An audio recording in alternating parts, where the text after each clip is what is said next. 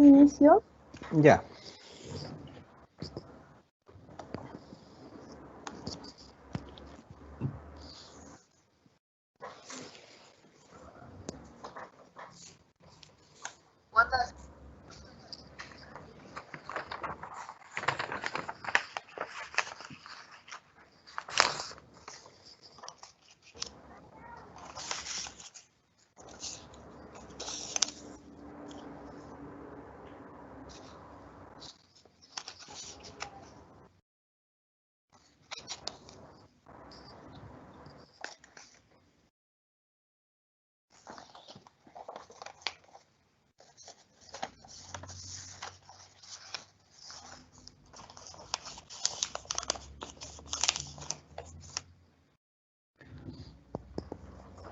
Sergio, ¿comenzamos? ¿Sí? ¿Me escuchas? Sí, está aperturada ya la sesión.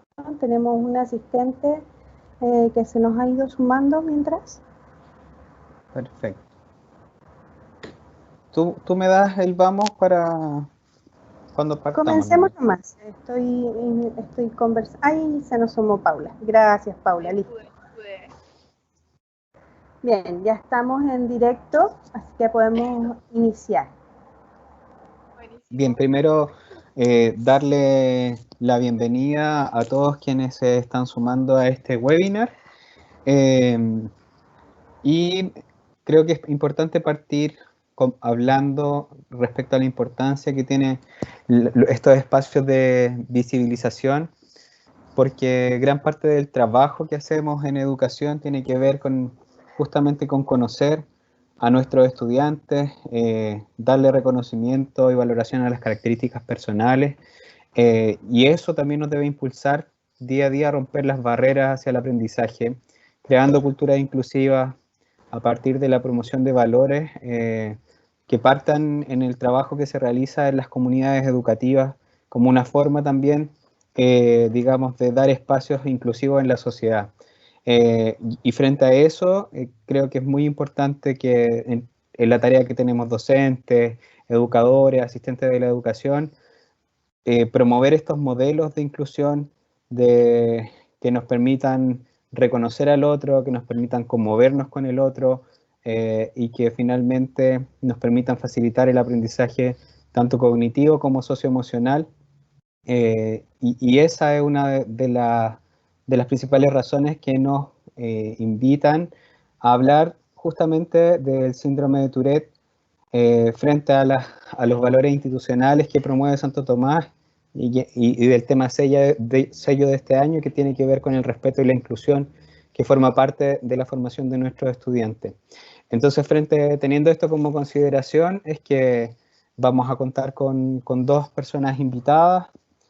Por un lado, Sebastián van der Straten Boilet, quien es magíster en psicología clínica y formó parte de la edición técnica de la guía docente de apoyo educativo de estudiantes con síndrome de Tourette, que además es psicólogo de la Fundación Amigos de Tourette en Chile. También nos va a acompañar Paula Montini, que realiza estrategias de musicoterapia en Argentina, es activista de la concientización de esta condición y además es licenciada en musicoterapia con posgrado en autismo y está cursando actualmente una especialización en atención de niños con terapia cognitiva. También nos acompaña Wanda, que es la directora del área, educadora diferencial, quien nos va a acompañar también después moderando algunas preguntas y participando en un espacio de conversación que vamos a tener al final. Entonces partimos, voy a dejar de compartir para que Sebastián nos pueda mostrar su pantalla y partir con su presentación. Gracias, Sergio. Primero que todo, dar las gracias por la invitación.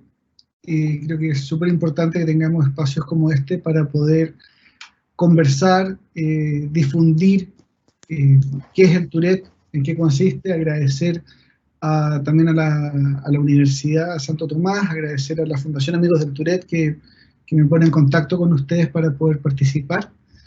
Y bueno, voy a compartir la pantalla para que podamos empezar la conversación del día de hoy. A ver, hoy día vamos a ver dos cosas principales.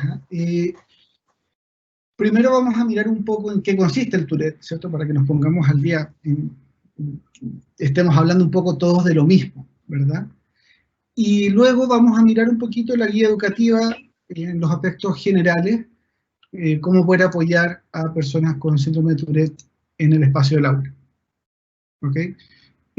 Bueno, hacer la aclaración, yo no soy experto en educación, yo soy psicólogo clínico, psicoterapeuta sistémico, por tanto estoy especializado más en el área de la atención clínica, que es la educacional, y por eso cuando hicimos la guía buscamos el apoyo del Ministerio de Educación para tener una perspectiva educativa más potente. Entonces, ¿en qué consiste el síndrome de Tourette? Bueno, el síndrome de Tourette es un trastorno que se llama el neurodesarrollo, y ahí tiene un poco dos patas, ¿cierto? Tenemos el concepto del trastorno del desarrollo, en el sentido que es un cerebro que se desarrolla de una forma distinta a la del promedio, en la cual aparecen ciertas necesidades que vamos a entender como este movimiento llamado TIC. Y por otro lado, también puede ser visto desde la perspectiva de un trastorno del movimiento producto de este TIC y del efecto de la necesidad neurológica de efectuar el TIC. ¿Okay? ¿Por qué planteo esto? Porque dentro de los espacios donde hay harta atención a Tourette está CETRAM, que es un centro de trastornos del movimiento, que desde el trastorno del movimiento se ha ido acercando al tema Tourette.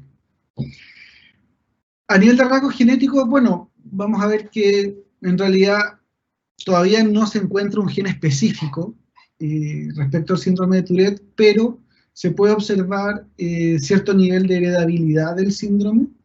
Las personas que presentan síndrome de Tourette tienen más probabilidades de tener hijos con sintomatología tipo Tourette, Tourette o cercana al Tourette. Es decir, uno puede mirar en líneas familiares de una persona que tiene síndrome de Tourette, uno puede ver que pueden haber trastornos de TIC, puede haber síndrome de Tourette, o pueden haber otros trastornos que entran dentro del marco de los trastornos asociados al síndrome de Tourette, como déficit atencional o trastorno obsesivo compulsivo, por ejemplo. No es raro, vamos a ver que la prevalencia es más o menos entre el 0,8 y el 1,2% de la población, esto a nivel mundial. En Chile no tenemos números específicos, no sabemos cuántas personas con síndrome de Tourette hay. Se caracteriza principalmente por la presencia de tics motores y vocales. Vamos a ver también en detalle en qué consisten los tics, que son movimientos y sonidos que aparecen involuntarios, pero a mí me gusta más plantearlo como semi-involuntarios, porque existe un rango de control en que se los pueden tratar de aguantar, pero eso genera malestar posterior. Entonces hay que mirarlo con detención eso. Pero un punto muy importante es que por la naturaleza del síndrome de Tourette, los síntomas varían bastante de persona a persona. ¿Okay? A nivel de la prevalencia, vamos a ver que pertenece al grupo de las afecciones del neurodesarrollo, que se entienden como trastornos de TIC. Más o menos en Estados Unidos es 1 de cada 160 niños en edad escolar, eso es un 0,6% en niños. Cuando yo hablo del 0,8 al 1,2% se refiere a población total, quiere decir niños y adultos. Y si sumamos la prevalencia del síndrome de Tourette y los otros trastornos del TIC, llegamos más o menos a un 1% de los niños en edad escolar en Estados Unidos. Sabemos que tienden a ser más frecuentes todos los trastornos de TIC en hombres que en mujeres. Sin embargo, también se presentan mujeres de forma más o menos común. Más o menos la edad de inicio. Bueno, la edad de inicio de los síntomas está entre los 5 y los 9 años normalmente. Ahí aparece muy elevado los 5 años. La edad promedio está dentro de los 7 años. Lo más común es que hay algún diagnóstico, por ejemplo, de déficit atencional con hiperactividad primero, y luego ya hacia los 6-7 años aparecen los TIC de forma más clara y se establece el criterio diagnóstico de forma adecuada. El criterio diagnóstico para el síndrome de Tourette es relativamente simple a nivel de manual diagnóstico, del manual diagnóstico estadístico de la Asociación Americana, de la APA, que se llama el DSM-5, indica que para el diagnóstico de Tourette una persona debe tener tics motores que varíen en el tiempo, algunos tics vocales, por un periodo de más de un año. No contempla para el diagnóstico los trastornos asociados que vamos a ver que sí son importantes para el tema del tratamiento. Antes de los 2 años es raro encontrar diagnósticos, pero puede llegar a ocurrir. Este gráfico es interesante porque muchas familias preguntan, bueno, ¿cuál es la evolución? A nivel de los TIC, va a haber un cambio bastante probable después de los 18 años. ¿Okay? La etapa de mayor nivel, mayor prevalencia de los TIC tiende a ser desde el diagnóstico, que es más o menos a los 7 años, hasta los 18, en donde, dependiendo del caso, puede haber un aumento de los tics en el periodo de la adolescencia, producto de los cambios hormonales que se producen, pero no se observa en todos los casos, ahí varía bastante. Lo que sí es que tenemos un 5 a un 10% que no presentan cambios en los tics hacia la adultez, un 30 y un 50% en donde tienden a mejorar, y aparece ahí un 50% que dice que desaparecen. Eso es lo que dicen los autores. Yo, dentro de mi experiencia clínica, tiendo a ser más cauto. No veo que sea un 50% en donde desaparecen, sí que disminuye. Diría que estaría entre un 30, 40% del caso los que tienden a poder desaparecer, y en varios casos los cuales desaparece estos TIC tiene relación con la farmacología. Tiene que ver con el tratamiento farmacológico.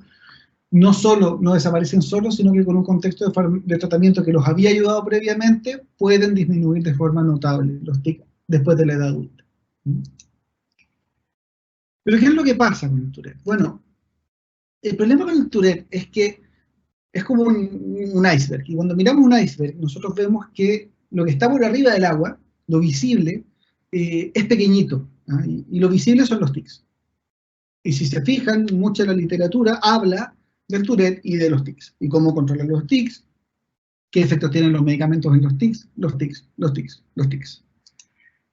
El problema es que más o menos un 80% de las personas con Tourette van a tener trastornos asociados. ¿Y dónde están estos trastornos asociados?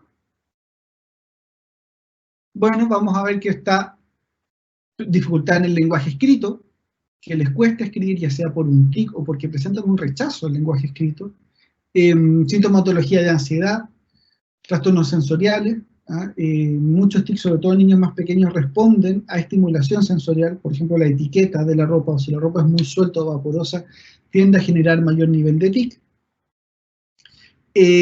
Trastorno obsesivo compulsivo, que aparece ahí como TOC, trastorno con déficit atencional con hiperactividad, que aparece ahí la sigla, que es TDA, tendencia a la impulsividad, dificultad en las destrezas sociales, dificultades en el aprendizaje, problemas para poder conciliar o mantener el sueño, disfunción ejecutiva, o sea, problemas en la función ejecutiva, que es esta capacidad que permite organizar nuestras estrategias para lograr un objetivo, un retraso del procesamiento de la información, o sea, que procese la información más lento, problemas de inhibición. Pero ojo, todos estos factores que estamos viendo no afectan la capacidad intelectual de la persona. Eso quiere decir que una persona con Tourette, o el síndrome de Tourette, no lleva asociado dificultades cognitivas a nivel de la inteligencia. Pueden haber dificultades de aprendizaje, dificultades en el procesamiento de ciertas áreas de la información, pero eso no afecta el funcionamiento de la inteligencia en general. Y entre todos estos problemas asociados que puede o no darle una persona con Tourette, porque varía mucho la presentación del síndrome de Tourette de una persona a otra, tenemos por ahí encerrados los talentos de ese sujeto, que son sus capacidades, que es la posibilidad que tiene esta persona de desarrollarse sus habilidades, los aspectos que le interesan y que le gustan poder llevar a cabo, y que van a ser centrales para poder establecer las estrategias terapéuticas que nosotros generemos, que permitan que estas personas puedan enfrentar los trastornos asociados y los problemas de TIC. Entonces, si lo miramos desde otro esquema, ¿dónde está el Tourette? Bueno, el Tourette está aquí al medio, está entre el trastorno obsesivo compulsivo, entre el TIC, entre el trastorno de déficit de atención de hiperactividad y de los trastornos conductuales que normalmente están relacionados con la impulsividad. Efectivamente, una persona con Tourette podría llegar a tener todos estos factores asociados, y en ese caso se tiende a hablar de Tourette simple cuando presenta principalmente tics y posiblemente rasgos de las otras áreas. Y cuando presenta ya trastornos, se tiende, dependiendo de la cantidad de trastornos asociados, se tiende a hablar de un Tourette full onset, que es un Tourette completo, o un Tourette plus, que tiene más trastornos asociados.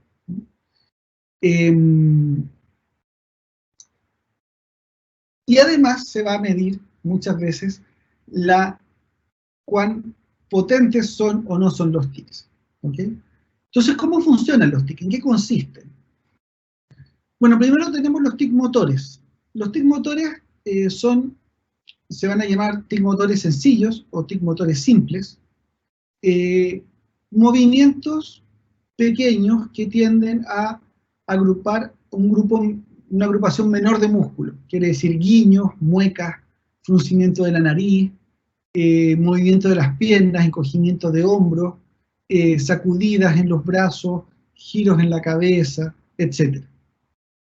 Y los tics motores complejos van a ser aquellos que movilizan un grupo mayor de músculos, generando movimientos que son evidentemente más elaborados, como saltos, aplausos, lanzamientos, tocarse a sí mismo, a otro, gestos faciales extraños, sacada lengua, besos, pellizcos, acción de romper papeles o libros, etc. E incluso algunos que se llaman copropraxia, que la copropraxia es hacer gestos obscenos o que puedan dañar a otros. Recuerdo, por ejemplo, algunos casos en los cuales había niños que escupían, como un tic. Entonces, estaban en sesión y uno veía que escupían, y el escupio iba volando, y uno veía la cara del niño de angustia de que me iba a llegar a mí como terapeuta, y menos mal caía al suelo, ¿cierto? Y ahí había un alivio. Y eso era evidentemente un tic, no era un deseo de ese niño de querer escupirme. Y eso se llama copropraxia. Y por otro lado vamos a tener los tics vocales sencillos o tics vocales simples, que son sonidos que efectúa la persona. Los más típicos son silbidos, ruido de estar tosiendo, ruido con la nariz, particularmente estarse limpiando la parte de atrás de la nariz, ¿cierto? Haciendo ruidos como carraspeos, chirridos, sonidos de animales, gruñidos, aclaramiento de garganta, que es bien común también, que tienden a hacer con relativa constancia. Y por otro lado vamos a tener los tics vocales complejos, en donde aparecen frases que pueden o no tener sentido. El tic, por el cual se ha hecho famoso en las películas y en las series, el síndrome de Tourette, que es la coprolalia, que es decir insultos raciales, decir garabatos, que si bien la coprolalia ha sido como más famoso, como dentro de los tics, no es tan común como los tics vocales sencillos, ¿cierto?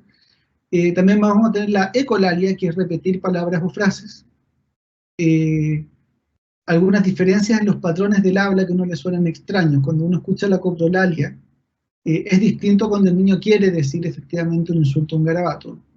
Suena más forzado, tiene un tono y una cadencia distinta al hablar normal de la persona. Lo otro es efectuar ritmos, tonos, inflexiones inusuales, cambiar la intensidad del habla, tartamudez, o incluso presentar características de voz inmadura. Eso van a ser los tipos de tic que presentan, que existen. ¿Cómo funcionan? Bueno, en el caso del Tourette van a tender a aparecer y desaparecer. O sea, la persona no mantiene un tic estable, como el trastorno de tic crónico, en el cual la persona presenta solo un tic y este se mantiene durante su vida. Aquí aparecen y desaparecen, cambian, lo que genera muchas veces desconcierto tanto en la persona como en la familia, si no ha recibido una buena psicoeducación al respecto. Por tanto, van a variar mucho en cuanto a la aparición y a su frecuencia. Normalmente, la aparición y la frecuencia va a responder al nivel de activación cerebral. Eso quiere decir que va a existir el riesgo de que haya más tics en momentos en los cuales la persona presente mayor ansiedad, mayor nerviosismo, y mucho ojo ahí con una cosa que se llama ansiedad de anticipación. La ansiedad de anticipación lo que va a generar, un ejemplo de ansiedad de anticipación es el día antes de Navidad, ¿cierto? El niño quiere que llegue Navidad pronto, porque los regalos, la fiesta, etcétera, y ocurre que esos días previos el niño presenta más tic. Y evidentemente hay que preparar a la familia para que pueda entender que este aumento de tic responde hacia ansiedad de anticipación para evitar que en el contexto de querer, entre comillas, proteger a ese niño, no ocurra el evento. Y ha ocurrido a veces niños que tenían partidos de fútbol, que estaban súper ansiosos por ir, tuvieron crisis de tic el día antes y al día siguiente la madre tal vez o el padre no los manda. Ese niño sufrió una crisis de tic por nada finalmente. No obtuvo lo que estaba esperando. Y eso tiende a generar malestar y rabia en las personas. ¿Pueden tal vez empeorar en la adolescencia? Como decíamos, sí, hay cambios hormonales. Los cambios hormonales afectan cómo funciona el cerebro, por tanto podrían aumentar en la adolescencia, aunque no siempre es así, por tanto no podemos afirmarlo con seguridad. Aquí está lo que nosotros decíamos que eran semi-involuntarios. Son semi-involuntarios porque durante cortos periodos de tiempo la persona los puede suprimir. El problema es que cuando la persona siente que se relaja, percibe que viene luego un ataque de tics que generan bastante malestar y por tanto afectan su calidad de vida. Varían de forma considerable entre personas y dependiendo de la etapa de la vida. Y normalmente, y esto lo ejemplifica mucho más claramente las personas cuando ya son mayores a los 12 años, tienden a responder a un impulso premonitorio, o sea, sienten que viene la gana de hacer un tic. Una persona que mueve el hombro siente que aparece una tensión, ya sea muscular o un deseo que baja antes de hacer el movimiento. Para tratar de entenderlo, los que no tenemos tics, tal vez un buen ejemplo es imaginarnos cuando vamos a estornudar. Nosotros sentimos que viene, ¿cierto?, un impulso premonitorio de estornudar, vienen las ganas de estornudar. Parece que voy a estornudar y me preparo, ¿cierto? Y empiezo a echar la cabeza hacia atrás y empieza a prepararse para estornudar. Cuando estornuda, hay un proceso de alivio, con un poquito de sensación de gozo, cuando logro estornudar. Sin embargo, si no logro estornudar y alguien me distrae, me mueve o se me va el estornudo, quedo con una sensación de incomodidad, como que me hubiese faltado algo. Y a veces eso se mantiene hasta que logro efectivamente estornudar. Bueno, esa experiencia del estornudo, multipliquémosla por 100, y eso es más o menos lo que siente una persona a nivel de la necesidad y el alivio o incomodidad de hacer o aguantarse un tic. Entonces, ¿qué factores ambientales pueden influir en los síntomas del trastorno del Tourette? No solamente en los tics, sino que en los trastornos asociados. Bueno, los niveles de estrés, la presencia de ansiedad, el nivel de excitación que presenta la persona. Si la persona está muy activa emocionalmente, evidentemente, su cerebro está más activado, por tanto puede haber una mayor tendencia a hacer tics. El nivel de cansancio puede afectar, por ejemplo, la capacidad de atención de la persona, la prevalencia de los tics, la cantidad de tics que tiene en el momento, los cambios en la rutina, por eso los días feriados. Por eso hay que tener ojo en este periodo, estamos en cuarentena, en que rompimos las rutinas, las personas con Tourette pueden presentar mayor nivel de sintomatología. Las vacaciones, porque son un cambio nuevamente de la rutina, la sensación de hambre, y, como habíamos dicho, las transiciones del ciclo vital, que quiere decir los cambios en la etapa de la vida de la persona, de la cual hablamos anteriormente respecto a que es, por ejemplo, el cambio de la adolescencia. Y dentro de este contexto, bueno, ¿qué efecto tienen los medicamentos, cierto? ¿Qué pasa con los tratamientos farmacológicos que existen? Bueno, la verdad es que no son tan eficientes como nos gustaría. No existe un medicamento específico para los tics que logre suprimirlos completamente. No existen tratamientos específicos para factores como la hiperactividad. Existe para el déficit atencional, ¿cierto? Para que la persona logre enfocar mejor la atención, pero el nivel de exceso energético, que es la hiperactividad, no cambia normalmente. Lo mismo ocurre con el trastorno obsesivo compulsivo. Los medicamentos ayudan a este trastorno, pero no logran hacerlo desaparecer completamente. Entonces, el trabajo farmacológico, que es importante y que es necesario en muchos casos, sobre todo en los casos más graves de Tourette, cumple una función de apoyo al proceso terapéutico y a las estrategias de apoyo en casa y en aula que ese niño pueda recibir para poder funcionar dentro de su propia normalidad, que es con el síndrome. Entonces, terapéuticamente hablando, ¿qué factores tenemos en ese contexto? Primero, bueno, suena mucho que hay tratamientos cognitivos conductuales. Si ustedes tienen personas o familiares con síndrome de Tourette, probablemente los neurólogos les van a decir, bueno, vamos a ver un tratamiento cognitivo-conductual.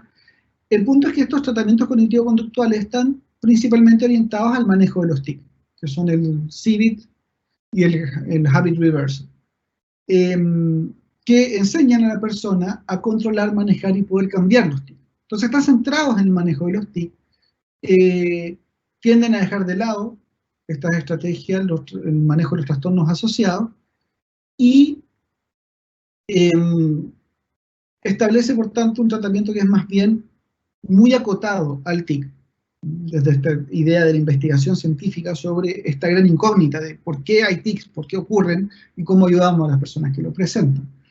La perspectiva que nosotros hemos ido tomando junto con la fundación se orienta principalmente a una perspectiva de calidad de vida, que contempla que nosotros vamos a utilizar, por ejemplo, estas estrategias cognitivo-conductuales en casos de TICs que generen problemas sociales, dificultades para poder hacer ciertas actividades o incluso que duelan, que generen dolor. El problema es que necesitamos mirar de forma más integral al sujeto. Entonces ahí la perspectiva aparece desde la idea de una visión hacia también la familia y preguntarnos qué ocurre con esta familia cuando nosotros vemos un caso con Tourette. Y en ese sentido, la familia tiende a tener una historia más o menos similar, ¿cierto? Normalmente aparece un diagnóstico difícil y o tardío, o sea, pasan por muchos médicos antes de encontrar un diagnóstico, o pasan muchos años antes de que aparezca un diagnóstico. Cuando el diagnóstico aparece, se genera angustia, porque la familia no sabe qué es lo que ocurre, y efectivamente los profesionales no les podemos decir, no les podemos armar una carta clara que les diga exactamente qué es lo que va a ocurrir con esa persona o con ese niño. Sabemos más o menos ciertos rangos, pero no podemos decir exactamente. Ya el hecho de decir, mira, ¿puede aumentarle los TIC en la adolescencia o no? No lo sabemos. Es una respuesta bastante ambigua para lo que les gustaría recibir de información a esas familias. Y por tanto las familias buscan acceso a la información, y cuando encuentran acceso a la información pueden encontrar de dos tipos, ¿cierto? Información no adecuada, que hable cosas que son erróneas respecto del síndrome de Tourette, e información adecuada. Y nuevamente la información adecuada se nos divide en dos rangos. La información adecuada, que es con objetivo de educación sobre Tourette, que va a ser la que más le va a servir a esa familia, y la formación adecuada, que pertenece al marco más bien técnico de las investigaciones científicas que se están haciendo, etcétera, que es buena información, pero que tiene que ser entendida dentro de su contexto, y el contexto es que normalmente cuando los técnicos investigamos sobre Tourette, vamos a investigar los casos más complejos, porque nos entregan mayor información respecto a la sintomatología y los trastornos asociados. Entonces, una familia podría estar mirando tipos de casos que no tienen que ver con su realidad, ni con la realidad de la persona que tienen en su familia que presenta Tourette. Y luego viene un proceso de búsqueda de tratamiento, en donde nuevamente en Chile vamos a encontrarnos con dificultades porque hay que encontrar neurólogos que sepan del tema, psiquiatras que sepan del tema, y ojalá psicólogos y terapeutas ocupacionales que sepan del tema. Y lamentablemente ahí la cantidad de profesionales que hay trabajando en el área es relativamente poca. ¿Qué dificultades presenta esta familia? Bueno, primero, ¿cómo nos reorganizamos, cierto? ¿Cómo vamos a organizarnos respecto a esta persona que ahora sabemos que tiene este diagnóstico de Tourette? Y ahí va a ser muy importante el proceso de educación que esa familia haga y que pueda recibir por parte del apoyo de los profesionales, que les pueda hacer entender qué dificultades son propias del Tourette y cuáles no, para que el diagnóstico de síndrome de Tourette no se convierta en la explicación de todas las dificultades.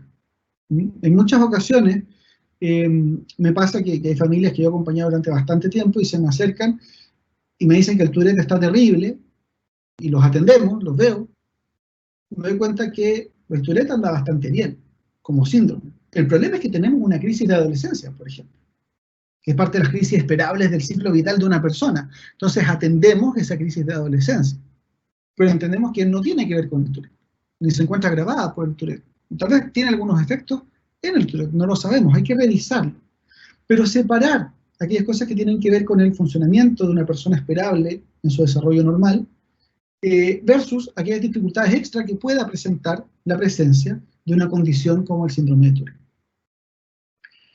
Tourette.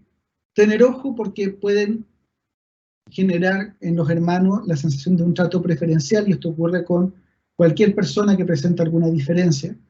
Entonces, tener ojo, tener bien equilibrados los espacios de relación también con los otros hijos y los otros hermanos, porque si no se podría generar una segregación dentro de la relación familiar, y eso también es complejo. Estar atentos a cuáles son las presencias de trastornos asociados al Tourette en otros miembros de la familia. Como decimos, hay factores hereditarios, entonces muchas veces niños con Tourette que presentan déficit atencional tienen padres o familiares que también tienen rasgos de déficit atencional que habría que tener en cuenta al momento del apoyo, el acompañamiento y el tratamiento.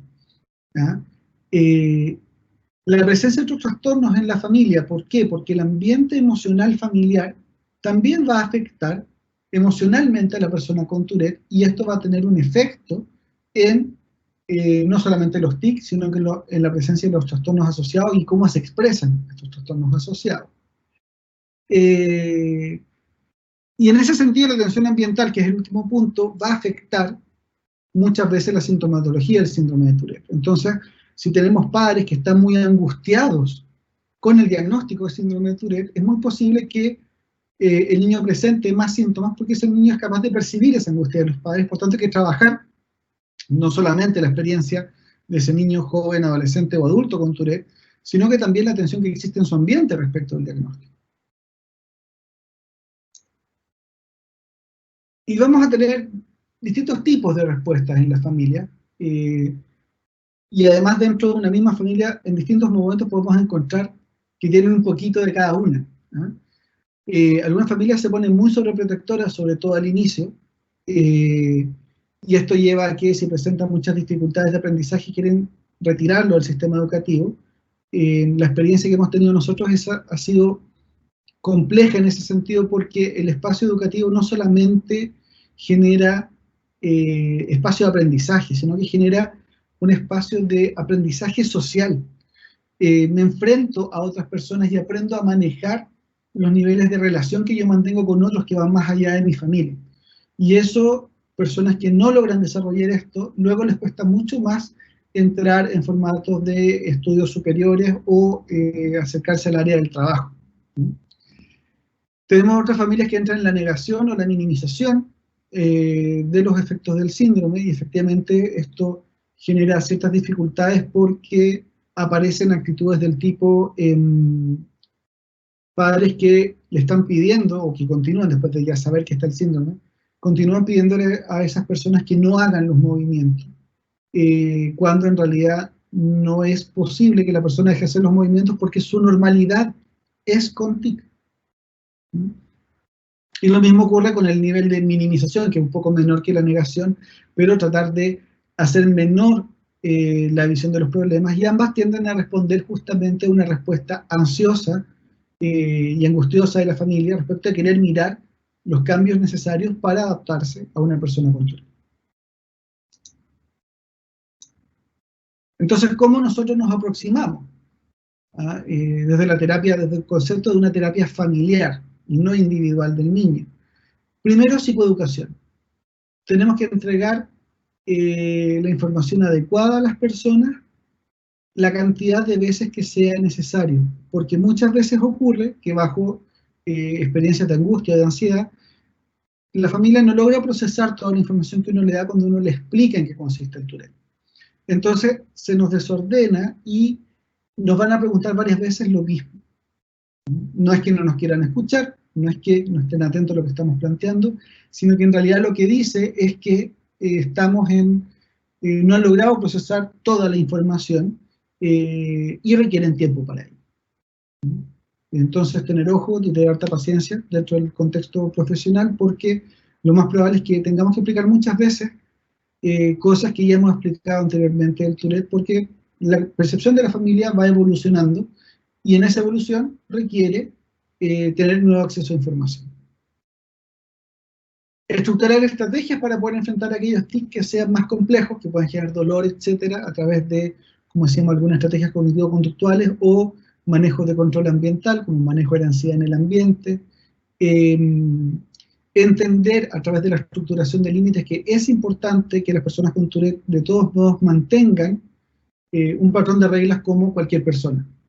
Y pasa mucho que los padres y los niños se angustian cuando están retando a sus niños porque cometieron una falta y el niño empieza a hacer más tic.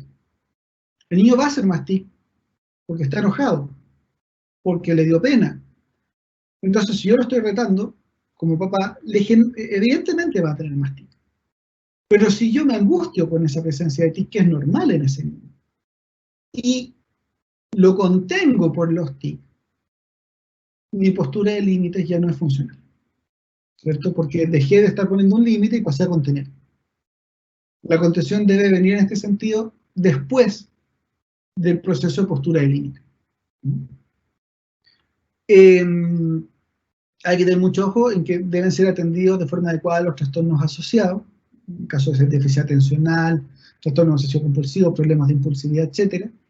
Y en conjunto con la familia ir construyendo de forma conjunta esta idea de una nueva normalidad, que es esta normalidad con una persona que presenta síndrome de Tourette, que tiene ciertas características particulares de su caso, y no del mundo Tourette, porque es un mundo, la cantidad de variabilidad que hay, sino que de las características particulares de esa persona. Entonces, me repito un poco lo mismo, ¿cierto? Debemos entregar información adecuada respecto al síndrome de la familia, aclarar las dudas cuantas veces sea necesario y tener la capacidad de hacer contención emocional a la familia.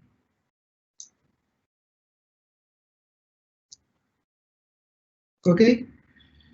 Nos vamos a centrar a nivel terapéutico normalmente, psicológico, en los tics que molestan, generan dolor o dificultan la relación social, por las razones que hemos dicho anteriormente, y muchas veces hay que tener en cuenta que los tics preocupan y molestan más a la familia que a la persona que los presenta. Entonces, cuando vemos una familia con Tourette y esa persona está haciendo tic, y nos dice, ¿cómo han andado los tics? Súper bien, dice la persona con Tourette, y la familia nos mira con cara de, está lleno de tic. Si la persona se siente bien, aunque la familia vea que esté lleno de tic, tal vez no se está dando cuenta que está haciendo los tics, o tal vez no le están molestando. Por tanto, está en su normalidad. Y en ese contexto no debemos cambiarlo ni estarle recordando que tiene tic, porque al recordárselo probablemente vamos a aumentar la incidencia de los tic. Y ahí aparecen distintas estrategias, que unas son las sensitivas, que tienen que ver con analizar la sensación premonitoria y buscar un reemplazo de movimiento para calmar esa sensación premonitoria en vez de hacer un tic muy grande o muy vistoso. O estrategias del manejo de la ansiedad como técnicas de relajación. Ya hablamos del manejo de límites y del tic, y recordar que un buen manejo de límites implica la necesidad de reglas claras y comprensibles para niños y adolescentes. Y esto tanto en contexto del aula como en contexto de la casa. Esto ya lo hablamos, de la atención de los trastornos asociados que son necesarias. Y en cuanto a construir esta nueva normalidad, quiere decir diferenciar qué es propio del Tourette y qué dificultades son productos del desarrollo o de las experiencias del sujeto. Estructurar mecanismos de comunicación que permitan resolver las dificultades a través de la interacción entre los miembros de la familia y recalcar que la mayor herramienta que nosotros tenemos es el reconocimiento de la experiencia positiva, particularmente cuando van a aparecer trastornos conductuales. Cuando tenemos niños con trastornos conductuales, esos niños están acostumbrados a que los reten porque metieron la pata. Y está bien, cuando meten la pata hay que generar el límite. Pero cada vez que ellos logran evitar meter la pata, también debemos estar atentos para reconocerles el esfuerzo que están haciendo. Porque ese reconocimiento de su propia capacidad y de sus talentos hace que sea más fácil que ellos quieran seguir generando estos cambios y los cambios se mantengan estables dentro del proceso de desarrollo de esa persona. Entonces hablemos un poquito de cómo los apoyamos a nivel educativo. Estas son visiones más bien generales.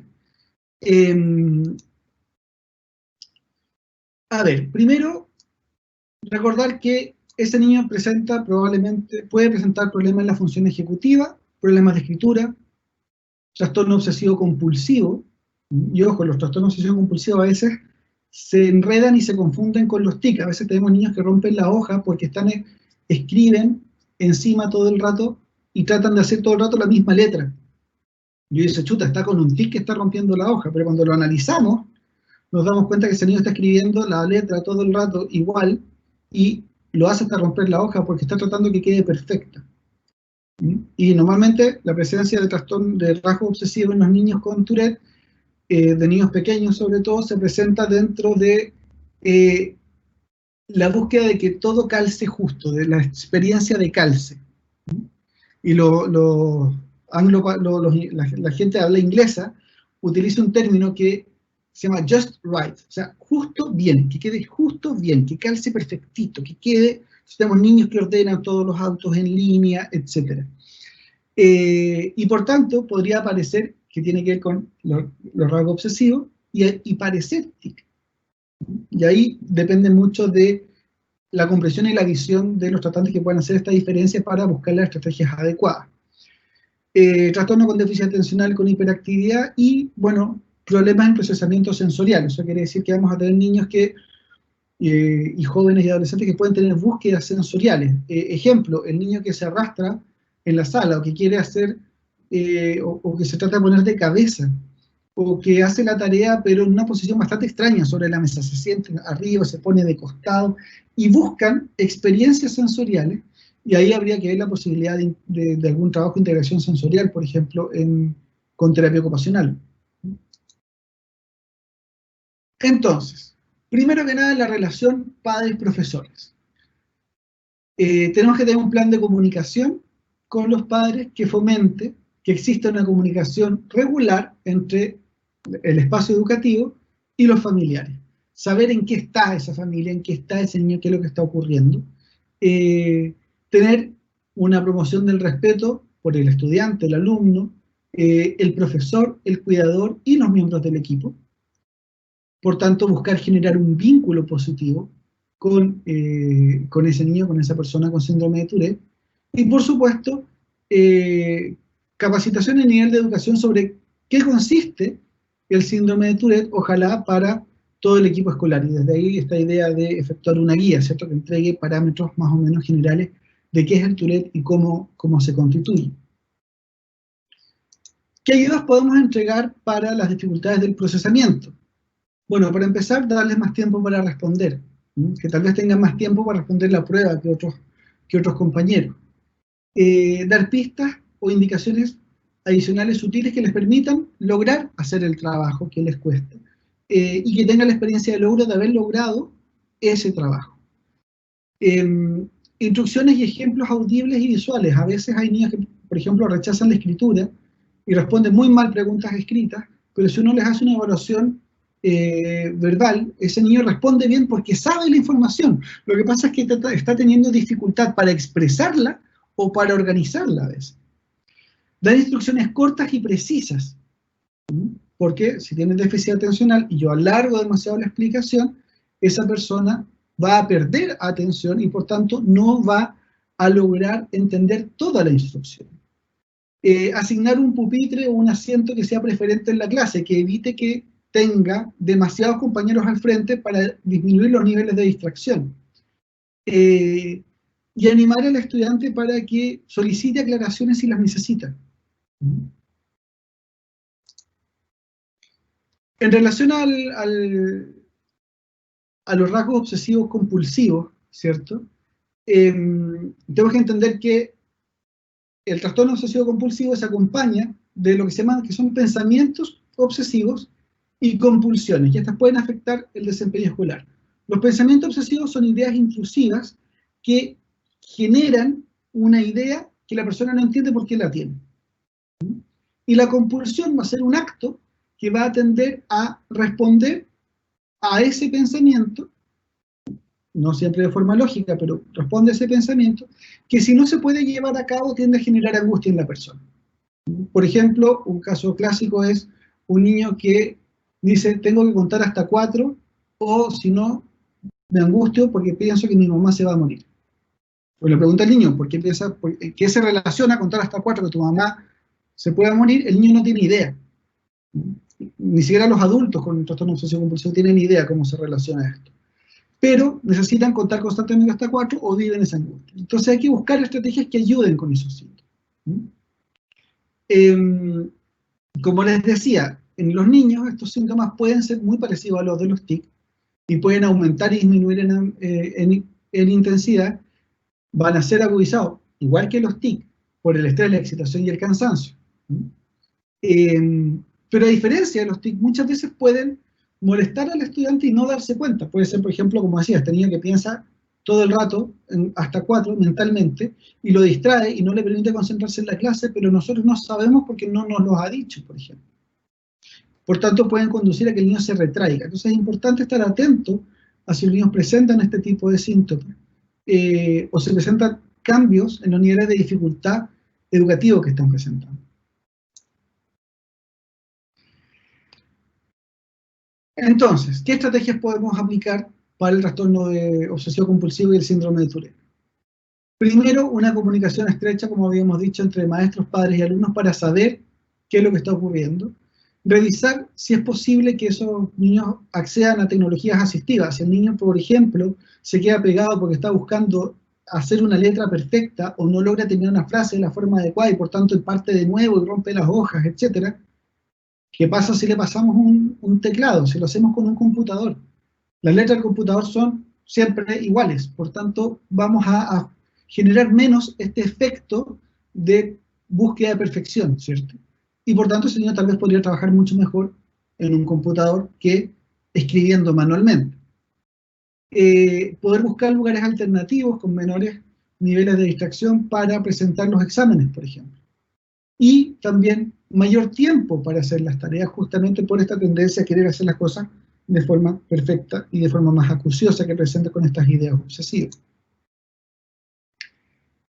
Con el trastorno por déficit atencional, bueno, también está dar lugar preferente en la sala para bajar los niveles de distracción, tratar que el lugar de trabajo sea más bien tranquilo, entregar libertad de movimiento, y eso está ligado a la última idea, porque libertad de movimiento quiere decir que ese niño se pueda mover, necesita moverse. Muchos niños que necesitan estar con déficit atencional, que necesitan estar con una estimulación constante, o con un poquito de música, o con cierto movimiento del cuerpo, para poder prestar atención o para poder trabajar. Entonces, que tenga esa posibilidad de movimiento es importante, y una buena forma de darle esa capacidad de movimiento es, por ejemplo, establecer al estudiante, que es el último punto, como un ayudante del docente. ¿Qué quiere decir? Le vamos a dar tiempo para que ese niño se levante, me ayude a repartir las guías, me ayude a arreglar cosas en la sala, ordenar un poco, siempre y cuando el niño se sienta útil y le guste hacer esto, por supuesto.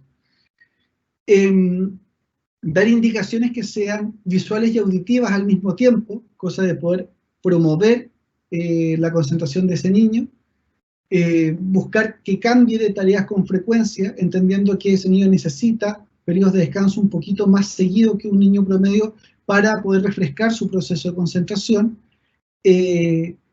reducir la cantidad y la extensión de las tareas para que se adecúen a estos spans de concentración que tiene esa persona, y tener materiales para prestar porque son niños que probablemente van a perder materiales.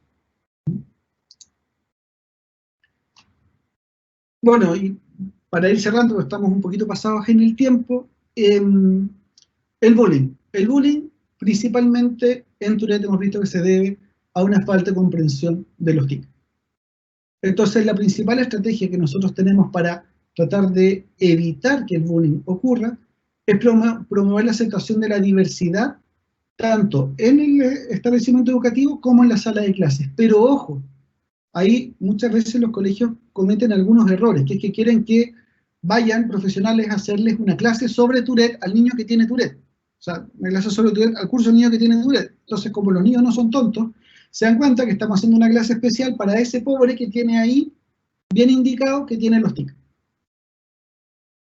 ¿Qué pasa con eso? Corremos un riesgo enorme de aumentar el bullying en vez de disminuirlo. Entonces tenemos que buscar estrategias desde el inicio, ojalá en todo el sistema educativo, que promueva la aceptación de la diversidad, ¿cierto? Y que las personas entiendan y puedan aprender de muchos tipos de diversidad y por tanto disminuyamos el nivel de bullying a toda persona diferente, entre esas a las personas con Tourette. ¿Por qué? Porque la persona con Tourette se enfrenta a una sociedad que no tiene idea de lo que le está pasando.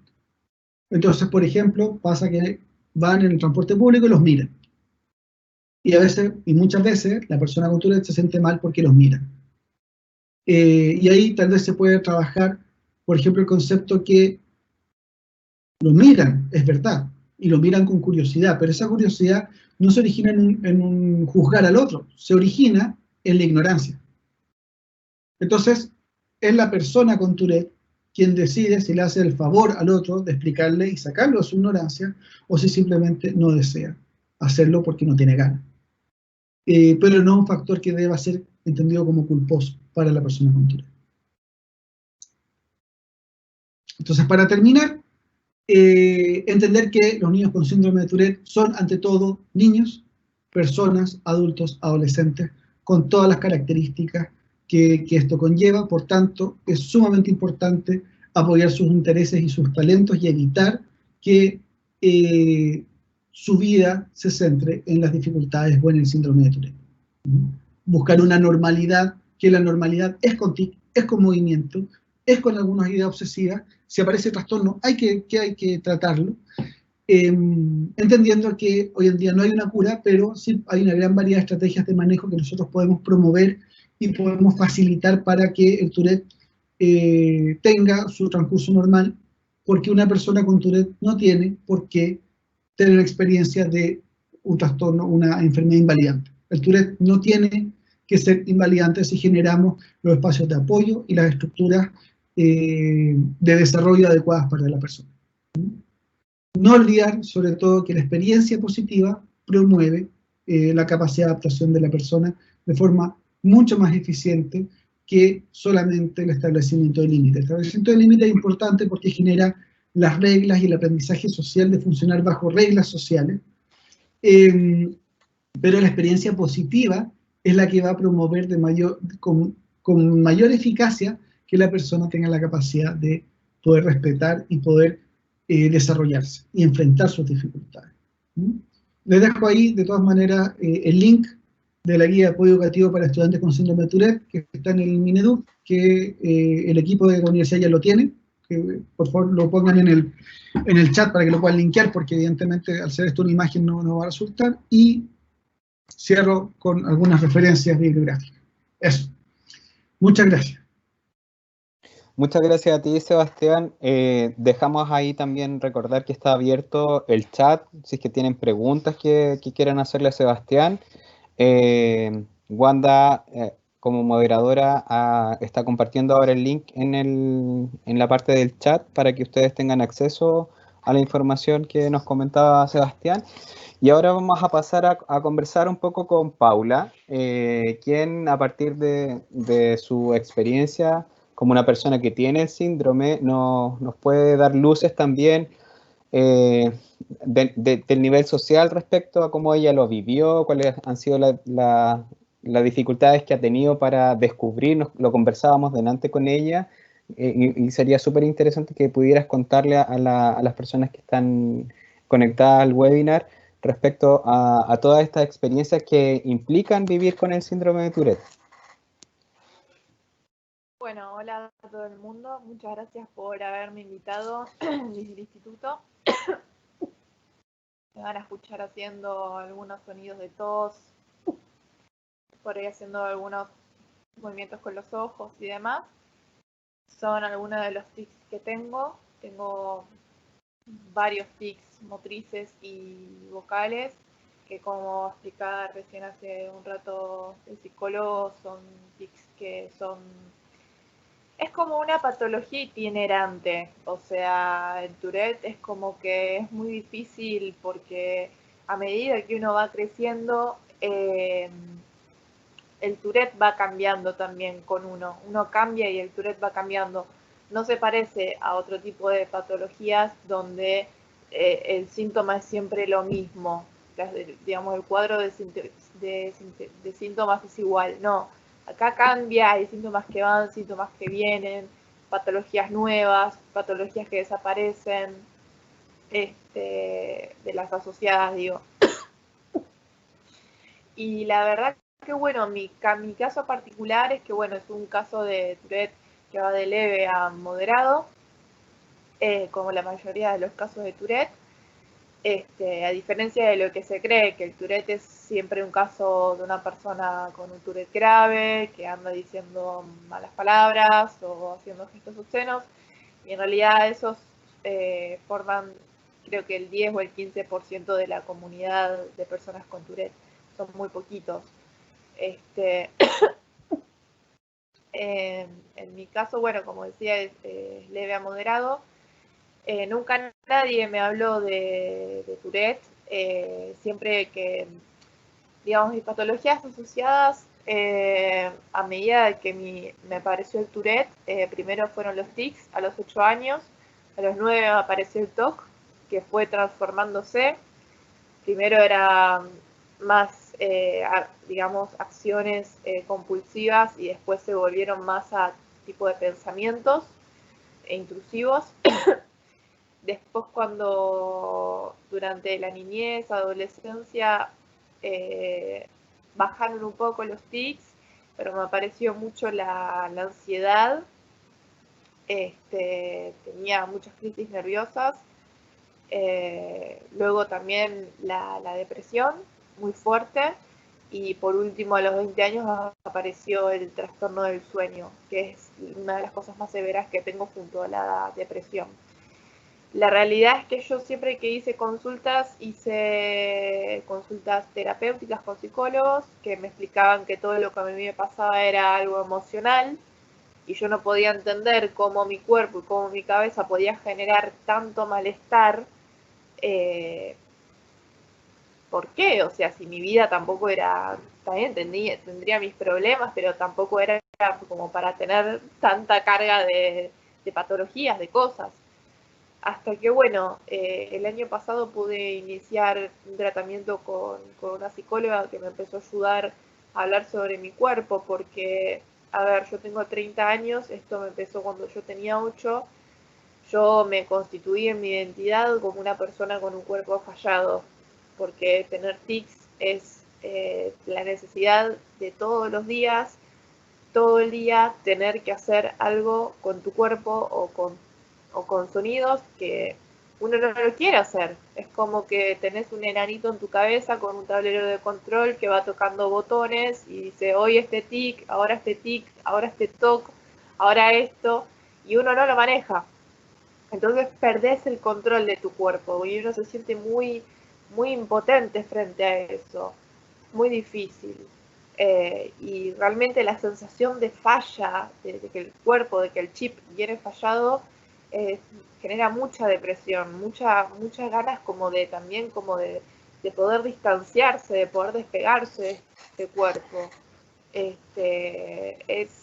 muy difícil. Además, bueno, cuando uno es niño, en mi caso particular, yo no vivía el tic como algo extraño, porque para mí era algo que yo necesitaba hacer. Yo si necesitaba guiñar un ojo o hacer un ruido, era como si me picara el brazo y me tuviese que rascar. También fue la mirada de la afuera, la mirada familiar, que me empezó a preguntar qué haces, por qué haces eso, no hagas tanto ruido, baja el volumen, no hagas eso, que fue lo que me llevó a decir, ok, hay algo que esto que hago está mal.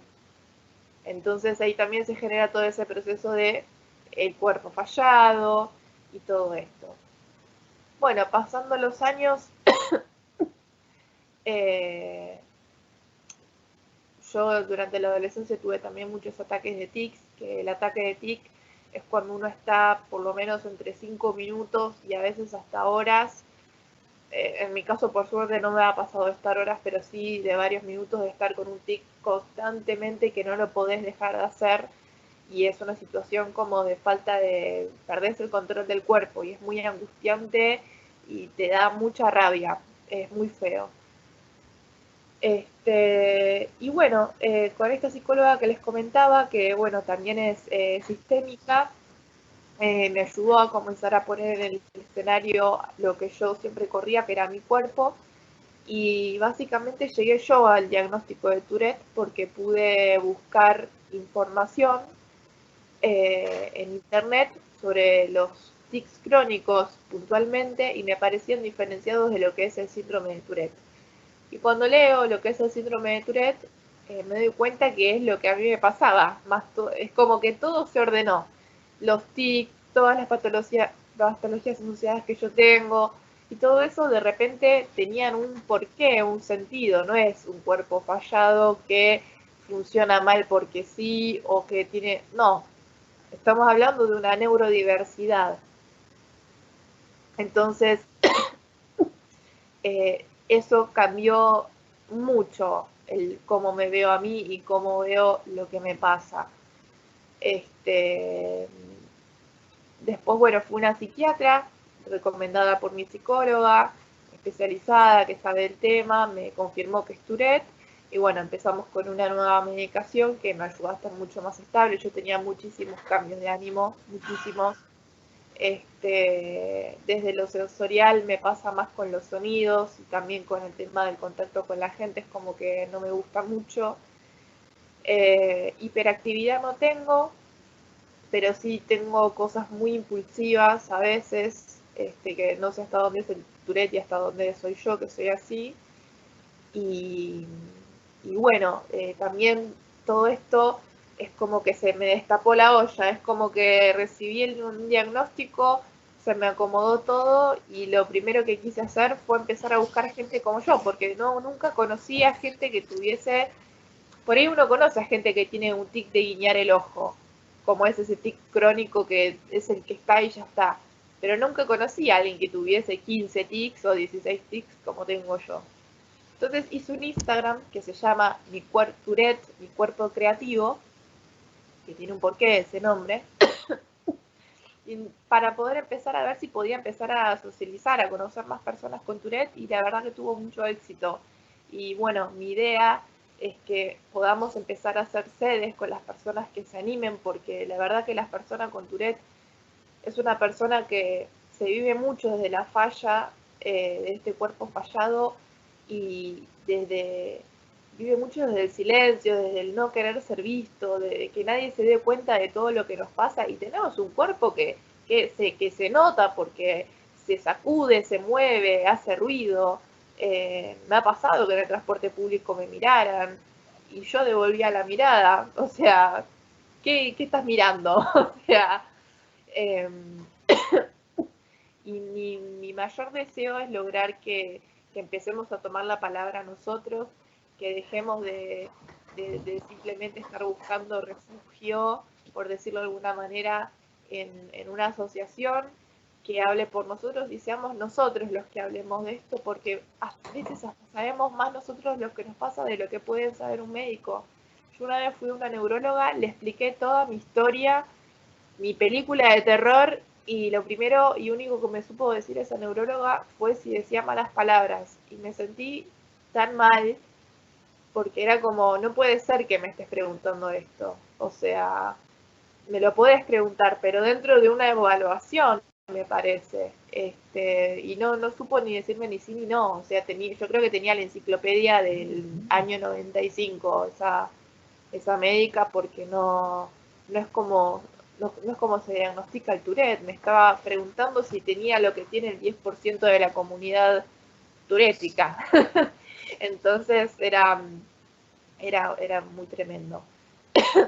Pero bueno, mi sueño, mi idea es que haya sedes, que haya gente con Tourette o con tics, porque estamos hablando, el Tourette forma parte de una gran familia, que son los tics, donde están los tics, como es, transitorios, los tics crónicos, y después viene el síndrome de Tourette. Entonces, donde podamos estar todos juntos, donde esto se visibilice, donde haya gente que tenga ganas. Por ejemplo, en Instagram hoy por hoy es una red, es una plataforma que permite mucho el intercambio, de una manera muy ágil, muy rápida, muy efectiva.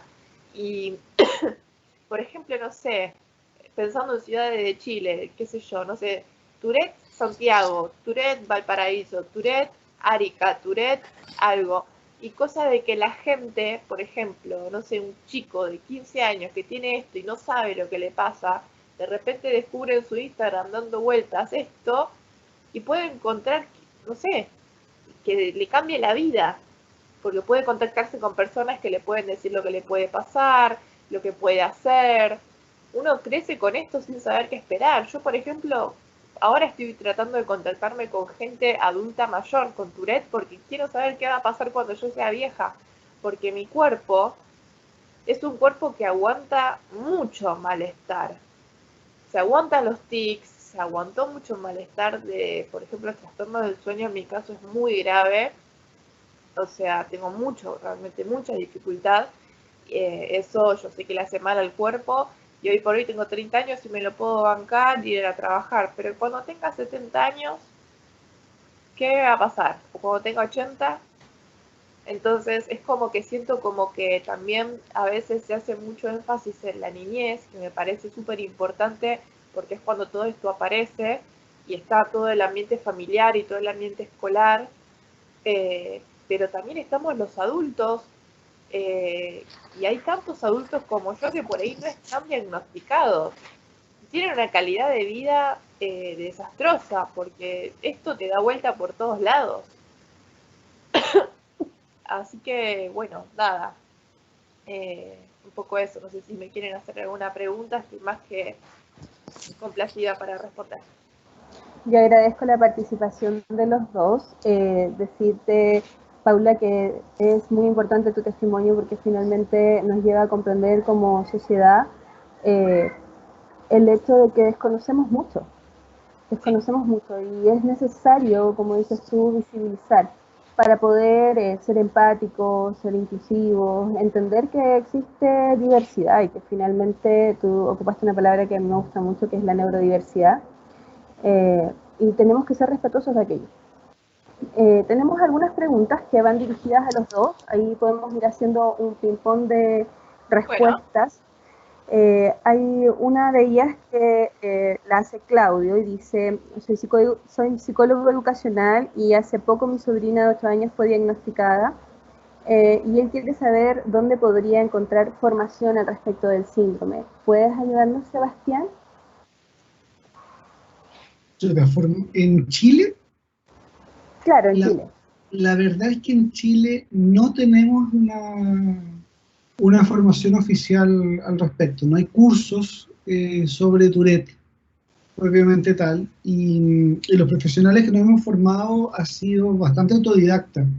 Ha sido desde la perspectiva de ponernos a estudiar desde los manuales diagnósticos hasta los papers y viajar a seminarios y tratar de ir entendiendo más y de ir haciendo.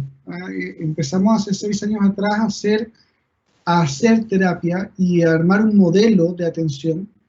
Y ahora recién estamos recogiendo un poco más, tratando de recoger los datos y a ver si logramos publicar algo en ese sentido.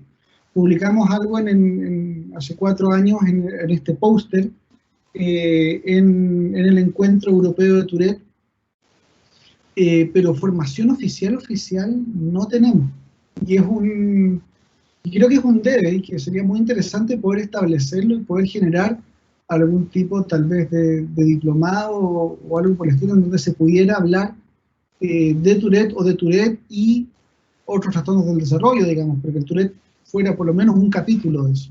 En este momento el Tourette es una parte menor de la formación en los neurólogos, los psicólogos, o sea, nada, y psiquiatras también muy bajo, esencialmente. Lamentablemente no tengo buenas noticias en esa área. Bien, igualmente podríamos invitarlos a la iniciativa que tú nos comentabas, que venía a ser como una segunda parte de lo que hoy nos pudiste entregar, que es mañana con la Fundación de Amigos del Síndrome de Tourette. Te dejo abierta la palabra para que puedas hacer la invitación y quizás podrías mandarnos el link también para poder compartirlo con las personas que se encuentran conectadas y podamos profundizar un poquito más en la temática. Lo envío de inmediato. Te lo voy a enviar a ti para que tú lo publiques, porque no. Perfecto, ningún problema. A ver, tenemos el día de mañana, a las 11 de la mañana, una reunión.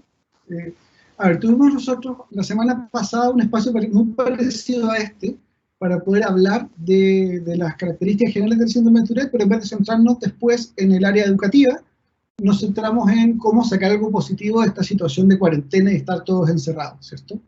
Entonces mañana tenemos un conversatorio, y el objetivo del conversatorio es justamente que podamos discutir y pensar qué nos está pasando con el Tourette, tal vez qué nos está pasando ahora, qué es lo que está ocurriendo a nivel personal, qué está pasando con algunos casos en particulares, cómo se están sintiendo. Ahí va. Este es el link que te mandé, es donde se tienen que inscribir, para que les manden el link de participación. Perfecto. Y la idea justamente es que podamos hablar de Tourette, es abrir el micrófono, más que hacer una presentación, una charla, pues lo hicimos la vez pasada, y que todos se puedan sentir partícipes de esta comunidad Tourette, en la cual participamos personas que no tenemos Tourette y participan, obviamente, y dirigen las personas que son familiares o que tienen Tourette. Se quedan todos invitados mañana a las 11 de la mañana. Muchas gracias. Paula, tenemos una pregunta que va dirigida a ti y dice si nos puedes contar cómo fue tu experiencia de haber, a ver, te la leo, cómo fue crecer sin saber que tenías Tourette y cómo lo vives hoy, cómo transformaste esto en un motor de desarrollo de comunidades. ¡Qué pregunta! Bonita la pregunta, ¿cierto? Están bonitas las preguntas y se agradece la participación de los invitados. La verdad que lo viví con mucho silencio, con mucha vergüenza. Yo de adolescente pensaba si alguien alguna vez iba a querer, por ejemplo, pensando en una posible pareja, querer estar al lado mío o abrazarme, porque yo en esa época tenía un tic de mover el estómago, y a veces también me dan hoy en día como algunas sacudidas, sacudo el cuerpo y es como que pensaba cosas básicas, como si alguien me quisiera abrazar. Entonces es mucho la vergüenza, es mucho el silencio, es una palabra que van a escuchar mucho de las personas con Tourette, porque es un cuerpo, esto se ve mucho desde lo corporal, es un cuerpo que cumple dos funciones, es un cuerpo que es tu aliado y tu enemigo, porque por un lado es el que genera todo el malestar y por el otro lado es el que se banca todo ese malestar.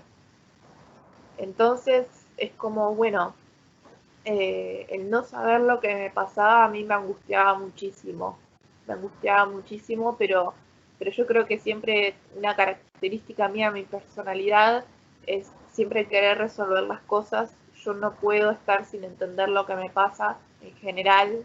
Si algo raro, algo nuevo pasa, es como, ok, bueno, ¿qué es? Lo quiero entender. Y con esto fue igual. Nunca, si bien no me iba bien con una psicóloga, iba y probaba con otra. No es fácil, no me fue fácil hablar de mi cuerpo, fue todo un proceso. Mi mamá, por ejemplo, me decía que fuera a un médico, pero yo, por ejemplo, no quería, estaba muy negada. Es muy difícil hablar de esto, es muy difícil, salvo que, no sé, que uno sea niño y tengas a tu mamá que te lleva del brazo al médico.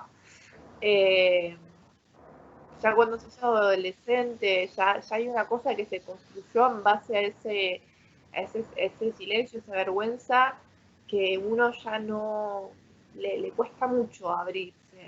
Entonces, bueno, fue un camino que yo fui haciendo de querer buscar la respuesta por mis propios medios y bueno, la terminé encontrando. Y una vez que la encontré, fue tal el alivio y hoy por hoy son tantas las ganas de poder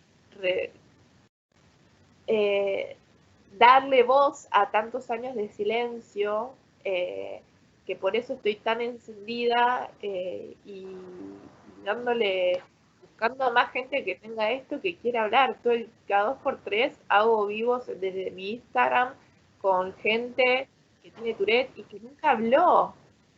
O sea, y le digo, bueno, ¿y cómo te sentiste? Y me dicen siempre súper bien, la verdad nunca tuve esta experiencia. Y yo les digo, bueno, acostúmbrate porque yo lo que quiero es que podamos construir redes, estar interconectados, armar, no sé, Comodoro Rivadavia de la provincia de Chubut, Tourette, en mi Instagram. Pepito el más capo, .Tourette. Como vos quieras.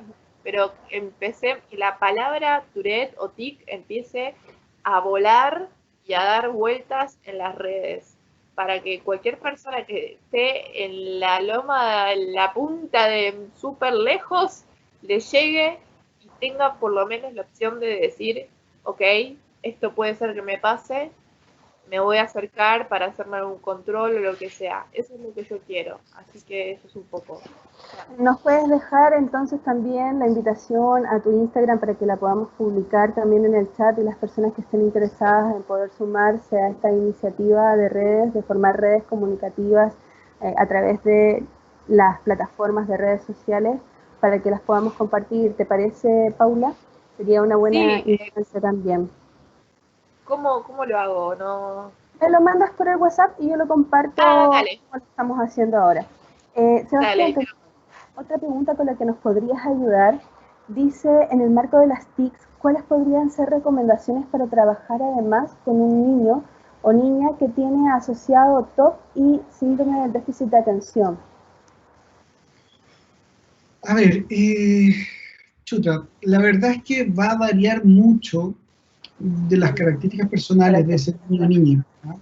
Porque solo el diagnóstico de déficit atencional con hiperactividad ya es un mundo, el trastorno obsesivo compulsivo es otro mundo, y los TIC son otro mundo. Entonces, mi recomendación primero es conocer muy bien a ese niño o niña que estamos atendiendo, establecer una estrategias de adecuación curricular o adecuaciones en el aula que sean adecuadas a su situación particular, es decir, es un niño que requiere mucho movimiento, bueno, ¿cómo lo hacemos que ese movimiento se convierta en un extra, ¿cierto? Se necesita pararse y hacer cosas, bueno, ¿cómo lo convertimos en un apoyo al proceso educativo a sus compañeros para que no se vea como un sujeto que está causando diferencias constantemente? Si es un niño que presenta, por ejemplo, rabias y descontroles, tener un buen reporte emocional, una buena relación emocional con ese niño para que nos permita ayudar a contenerlo, teniendo mucho ojo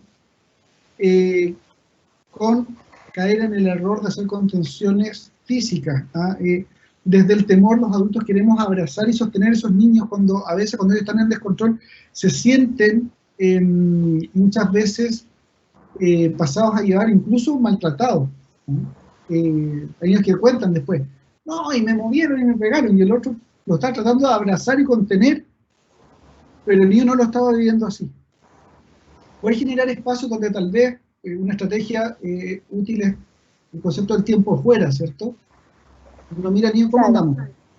no, estoy mal, me estoy poniendo ansioso, ok, anda a darte una vuelta al patio, tranquilo, en 10 minutos vuelve. Y se juega con la responsabilidad de ese niño, ¿cierto? El niño tiene este espacio para liberarse porque lo necesita y tiene la responsabilidad después de volver. Generar instancias que permitan entender a ese niño lo que le está pasando cuando aparece el TOC, ¿cierto? Porque el niño no sabe por qué tiene la necesidad de hacer una acción repetitiva muchas veces, no la entiende. Entonces, bueno, hazla tranquilo o te ayudamos para que no tengas la necesidad de hacerla, ¿cierto? El ejemplo de repetir la misma letra todo el rato versus cambiarlo a que el niño trabaje en un teclado. Y eso cuesta.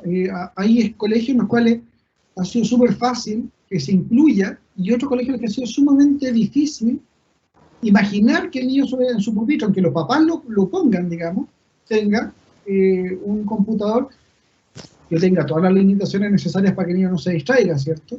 Pero que le permite escribir de otra forma. Y ahí pasa también, ¿cierto?, con el sistema de límites, cómo nosotros estamos estructurando. Pero yo creo que el punto más importante para tener una persona, un niño con Tourette y trastornos asociados, bien equilibrado, pasa porque ese niño tenga una buena relación con los docentes. Y si es que si sabemos que hayan 2 o 3 o 4 profes que tengan la posibilidad de ayudar a contener ese niño si ese niño tiene una crisis, por ejemplo. Y tengamos un espacio que nosotros tenemos claro que va a ser el espacio protegido para ese niño donde tenga crisis, ¿cierto? Lo vamos a llevar a la sala de audiovisual, por ejemplo. Entonces el niño sabe que si está en crisis pide ayuda y vamos a la sala audiovisual hasta que se tranquilice, para que no esté expuesto a sus compañeros, y si está muy impulsivo para que no pueda agredir tampoco a sus compañeros dentro de su enojo, etc. Y contener, sin que ese niño se sienta vulnerable. Pero es una pregunta compleja porque depende mucho del caso a caso. Bueno, voy a hacer un complemento con una opinión que nos da una mamá y educadora diferencial de un niño con síndrome de Tourette en Chile, que dice que su hijo comenzó con tics a partir de los 2 años, a los 7 años, de los 2 a los 7 años, lo diagnosticaron recién a los 9, que finalmente dieron, asumo que un alta, porque finalmente le quitaron el diagnóstico, ¿ya? Además tenemos además de esta opinión que la encuentro sumamente válida y que es importante que la hagamos saber, porque finalmente en el ámbito educativo se desconoce mucho la condición y es por eso que también está el interés del área a través de la aceptación de la diversidad, el marco de inclusión, el marco de respeto que tenemos también en nuestra institución, que podamos hacer visibles las diferentes condiciones con las que nos podemos encontrar en un ambiente educativo y que las personas comprendan que finalmente tenemos que aceptarnos porque todos tenemos derecho a la dignidad por el simple hecho de ser personas. ¿Ya? Entonces, aquí había otra consulta que dice cuántos niños y niñas o adolescentes se encuentran en PIE y que tengan este diagnóstico. La verdad es que ese número es bien incierto y muchas veces se desconoce también porque esto se puede enmascarar, ¿cierto?, con otras de las patologías asociadas, como bien lo decía Sebastián, y como también lo reconoce a través de la misma experiencia Paula. Entonces ahí no tenemos números o datos duros que podamos decir tenemos niños integrados con esta condición, son tantos, es parte de lo que sucede. Datos duros epidemiológicos y de cuántos niños tenemos no hay. No tenemos datos, no sabemos exactamente cuál es el porcentaje de personas con Tourette en Chile. Eso es súper importante tenerlo en cuenta. Y lo otro es que respecto de los PIE, varía tanto el tipo de PIE de un colegio a otro y los niveles de acceso. Según tengo entendido, el síndrome de Tourette todavía no está dentro de los diagnósticos que permiten ingresar a PIE. Por tanto, siempre estamos jugando con los trastornos asociados. Entonces, esos niños se pierden en el déficit atencional o los problemas de aprendizaje, ¿cierto? Y no aparece Tourette dando vueltas, cuando tal vez el diagnóstico de Tourette debería ser estar dentro del contexto. Ahora, como no todos presentan todos los trastornos asociados, el diagnóstico de Tourette se hace difícil de entender como un sine qua non para PIE, ¿cierto? Y es el diagnóstico secundario necesario.